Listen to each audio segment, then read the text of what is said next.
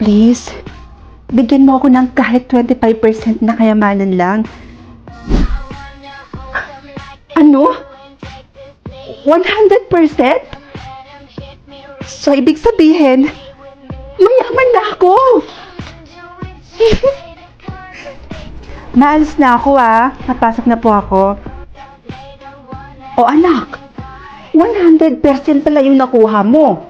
Naku anak, bakit hindi mo yun private? Bakit ko naman ito ipa-private Kasi anak, titingnan natin kung sino ba yung mga taong kilala ka lang kapag may pera ka. O kung may kailangan sila sa'yo. Tapos kapag wala ka ng pera, hindi ka nakilala. Sa bagay. O siya, sige po ma. Alam mo kasi anak, sa panahon ngayon, marami na talagang taong mapagsamantala, mapagpanggap, o di kaya manggagamit. Kaya nga po. O siya, sige na po ma alis na po ako. Baka malate pa ako sa klase ko. O siya, sige anak, basta mag-iingat ka. Opo. Hi Luna! Uy! Erika! Nandito ka pala? What?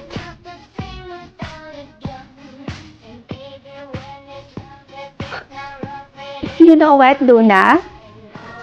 Nayayain sana kitang kumain at gumala. Kaso nakita ko, wala ka palang pera. Kaya dahil dyan, Luna, hindi ka na pwedeng makipagkaibigan at sumama sa amin. Ha? Bakit naman?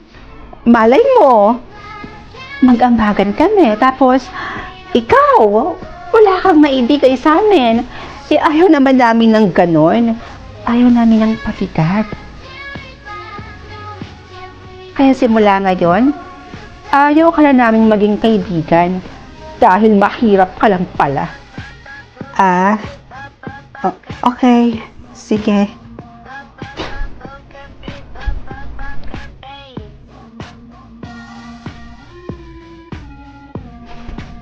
Sige to, sunod na ako mamaya. Hi, babe.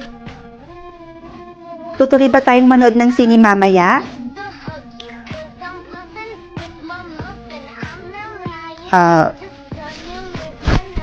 Wag na pala. Nagbago na isip ko. Ha? Bakit naman? Pagod na rin ako sa relasyon na to. Siguro mas makakabuting mag-break na lang tayo. Ano? Bakit naman ganun? Bakit basta-basta ka na nakikipaghiwalay sa akin? Ano bang nagawa ko?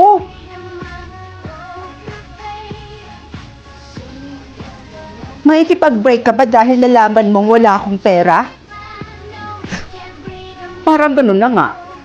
Nakakahiya naman sa mga taong nakakakita sa atin. Nakakahiya naman sa part ko. Lalong-lalo na kapag nalaman ng mga tropa ko na yung girlfriend ko walang pera, tapos palamunin pa. Sakit mo naman magsalita. Pagsisisihan mo lahat ng sinabi mo sa akin na yun.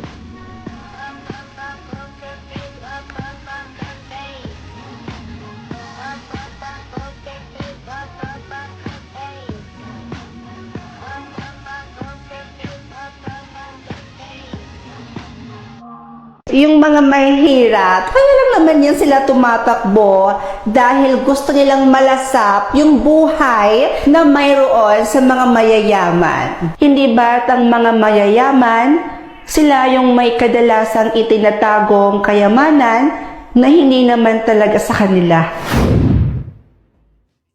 Para sa inyong mga kabataan, sino nga ba ang dapat manalo ngayong halalan? Ang taong laki sa hirap o ang taong laki sa yaman? Ako na. For me, mas karapat dapat manalo ang mga mayayaman dahil imposibleng maging korap sila, di ba? To be honest, yung mga mahihirap, kaya lang naman yan sila tumatakbo dahil gusto nilang malasap yung buhay na mayroon sa mga mayayaman. Ikaw naman, Team Green. For me, mas karapat dapat kong manalo sa halalan yung taong laki po sa hirap dahil naniniwala po ako na doon magmumula ang sipat siya na kailangan po ng mga taong salat sa buhay. Sa katunayan, ang mahihirap, kaya lang naman sila sumusuong sa pagpupolitiko dahil sa kagustuhan nilang maipagtanggol ang kapwa nilang mahihirap. At sa sinasabi mong korupsyon, sanay kami sa buhay na walang-wala. At kung hindi ako nagkakamali, hindi ba't ang mga mayayaman, sila yung may kadalasang itinatagong kayamanan na hindi naman talaga sa kanila. Kaya kung sinasabi mong korap ang taong sanay sa hirap, I think nagkakamali ka doon.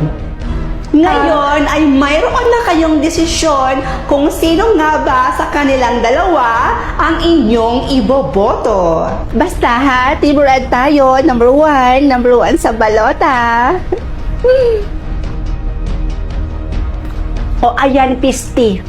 Pisting niya uwa. O, number one ha, number one sa balota, iboto nyo ha? Iboto nyo talaga number one sa balota.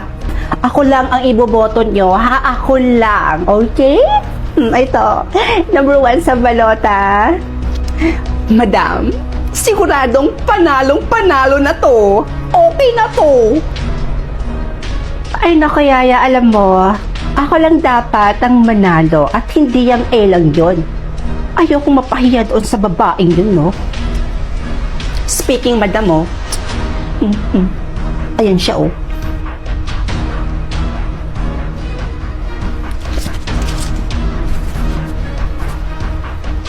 Number 2 po. Number 2 po sa balota. Salamat.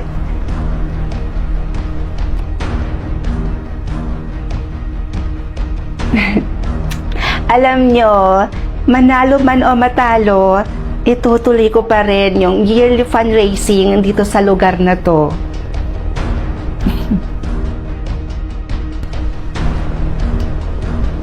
Ay, halang, may nalulunod, madam! Madam, may nalulunod! Kuya, pakiahon dito, bilis. Please, lumayo-layo muna po tayo. Parang awan nyo na. Para magawa ko po yung CPR. Yaya, tumawag ka ngayon ng ambulansya. Bilisan mo. Biga-biga talaga tong babaeng to eh.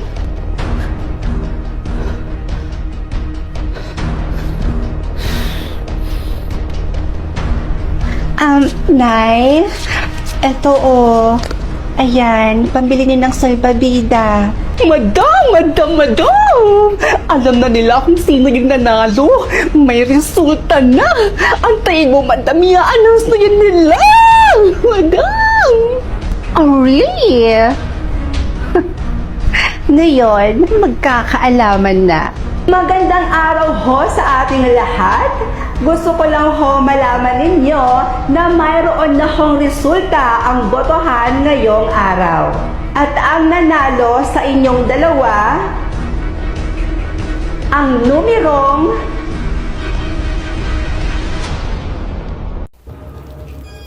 Hi, Pogi! Lo, krung-krung ka ba? Anyari doon? Paano nagsasabi nun? Di mo ba ako type? Bating siguro yun. OMG! Tsura nito. Ang cute naman. Bawal galawin yan kung hindi rin naman bibilhin. Excuse me, mukha ba akong walang pambili? FYI ang dami kong pera at ang ganda-ganda pa ng bag ko. Sus, para kanino ba yan? Para sa anak mo? Wala pa akong anak. Para sa akin to. Sa akin.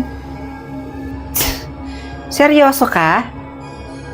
Hindi yan bagay sa'yo. Pakilapag na yan dyan. Sama nito. Kala mo naman kagandahan. Mas maganda ako sa'yo, te. Mas maganda ako sa'yo. Tsura nito. Oy, miss. Saan ang bagay sa akin dito? Ito ba? Or ito? Ma'am? Ma'am, para po ba para po ba talaga sa inyo? Para po ba talaga sa inyo 'yan?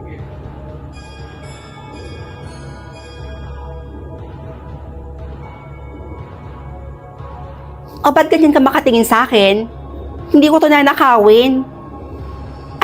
Ay, ma'am, bagay na bagay po sa inyo pareho yan, ma'am.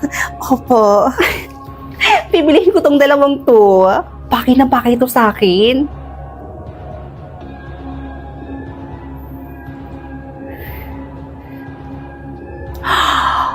Oh my God, Bar! Ang ganda naman ng bar na to. May ID ba kayo? Hoy, alam ko naman na mukha pa akong 14, pero nasa tamang edad na ako. Alam ko naman ho na hindi na kayo bata.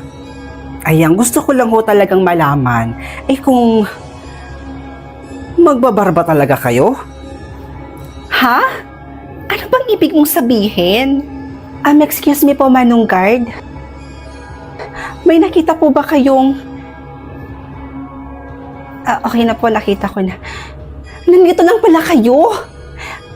Kanina pa kami hanap ng hanap sa inyo. Nandito lang po pala kayo. Saan po ba kayo nagsisipunta? What? Kilala ba kita? Sino ka ba? Halingan muna kayo.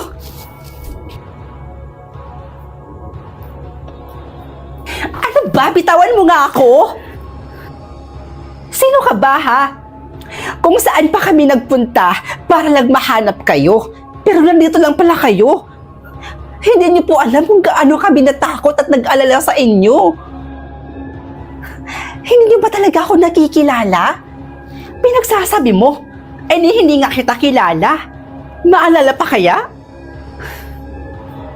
Ma, ako po yung bunso niyong anak. Ano? Anong bunsong anak? Nahihibang ka na ba? Tingnan mo nga yung itsura ko at saka itsura mo. Halos magkasing edad lang tayo, miss. Pero ang pinagkaibahan lang, mas maganda nga lang ako sa'yo. Kaya ano pinagsasabi mong bunsong anak? Ew! Excuse me, wala pa akong anak. May sakit ho kasi kayong Alzheimer's. At yung suot ninyo, hindi na po akma sa kung anong edad ninyo. Ay, wow! Hiyang-hiya naman ako sa'yo, te. Kanina, sinasabi mong bunsong anak kita. Tapos ngayon, ang napuntirya mo yung suot ko? Anong problema sa suot ko tsaka sa buhok ko? Palibhasa kasi naiingit ka kasi yung suot mo tsaka yung buhok mo, hindi napapanahon.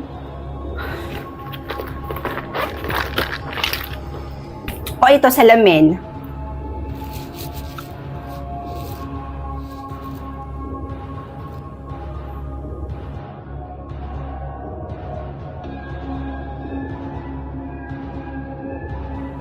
O ano ma? Malinaw na ba sa inyo na 85 years old na kayo? Ma naman kasi, kapag bukas po yung pinto, huwag kasi kayong agad-agad umalis.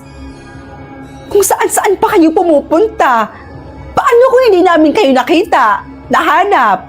Diba? Paano kung napahamak na kayo? Ma naman, ayoko pa mawala ng ina. Please naman, makinig naman kayo sa amin. Hay na kayo, umuwi na tayo.